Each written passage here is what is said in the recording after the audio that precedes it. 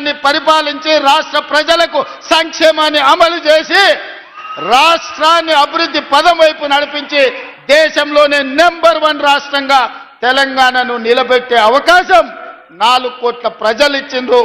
నేను గర్వంగా ఫీల్ అవుతా రామచంద్రరావు గారు. కానీ నేను నిన్ను ఒక్క మాట అడగదలుచుకున్నా. నీ పక్కల కూర్చున్న కిషన్ రెడ్డి ఎవరయ్యా? ఎందుకు కేసీఆర్ని కాపాడుతున్నాడే? కాళేశ్వరం అవినీతిలో 48 గంటల్లో అరెస్టు చేస్తామన్న కిషన్ రెడ్డి కేసీఆర్ని ఎందుకు కాపాడుతున్నాడే? ఇవాళ కిషన్ రెడ్డి కాదు, కిషన్ రెడ్డి కల్వకుంట్ల కిషన్ రావుగా మారిండు. ఆ సంగతి నీకు తెలుసా రామచంద్రరావు గారు? ధర్మపురి అరవింద్ గారు, మీ కిషన్ రెడ్డి కాదు. ఇవాళ మీ కిషన్ రెడ్డి కల్వకుంట్ల కిషన్ రావుగా మారిండు. కేసీఆర్ కో కొడుకున్నాడు, కేసీఆర్ కో పుత్రుడు ఉన్నాడు, దొంగ పుత్రుడు కేటీఆర్.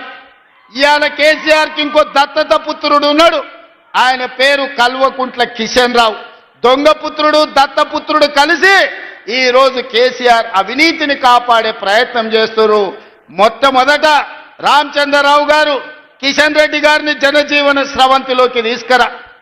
ఈరోజు కేసీఆర్కు కాదు ఊడిగం చేయాల్సింది, తెలంగాణ ప్రజలకు సేవలు అందించాలి. నిజంగానే మీకు పరపతి ఉంటే మున్సిపాలిటీలలో ఓట్లు అడగాలంటే నిజామాబాద్ కార్పొరేషన్ని స్మార్ట్ సిటీలో ఈరోజు మీరు ప్రకటించండి.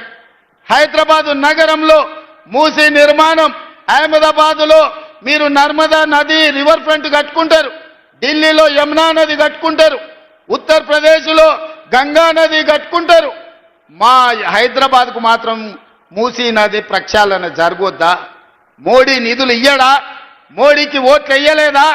బీజేపీకి 8 సీట్లు ఇవ్వలేదా? తెలంగాణ నుంచి 8 మంది ఎంపీలను ఇస్తే 2 మంత్రులను చేసినామంటుండ్రు, కానీ ₹1 కూడా తెలంగాణకి ఇవ్వలేదు.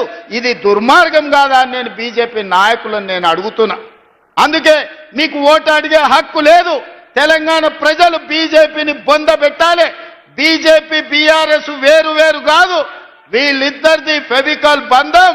వీణా వాణి అని 2 తలకాయలు కలిసి బాడీ వేరుంటుంది, ఆడపిల్లలు ఉన్నారు.